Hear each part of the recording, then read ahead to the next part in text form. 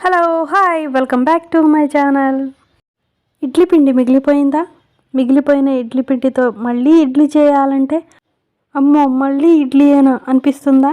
అయితే ఈ వీడియో మీకోసమే. మిగిలిపోయిన ఇడ్లీ పిండితో నేను ఊతప్పం చేశాను. చాలా బాగా కుదిరింది. మీరు కూడా ట్రై చేయండి. ముందుగా ఒక కప్పు ఇడ్లీ పిండిలో హాఫ్ కప్పు వరకు బియ్యం పిండిని యాడ్ చేసుకోవాలి.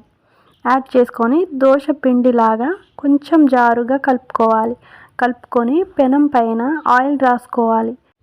తర్వాత పిండిని పెనం పైన ఈవెన్గా స్ప్రెడ్ చేసుకోవాలి. ఆ పిండి పైన సన్నగా తురిమిన క్యారెట్, ఆనియన్స్, చిల్లీ, కొత్తిమీర, కొంచెం జీలకర్ర వీటిని ఊతప్పం పైన వేసుకొని రెండు వైపులా కాల్చుకుంటే వేడి వేడి ఊతప్పం చాలా బాగుంటుంది. అలాగే ఇడ్లీ పిండితోటి ఊతప్పమే కాకుండా దోశ, పునుగులు ఇవి కూడా చేసుకోవచ్చు. నా వీడియో నచ్చితే లైక్ చేయండి, సబ్స్క్రైబ్ చేయడం మర్చిపోకండి.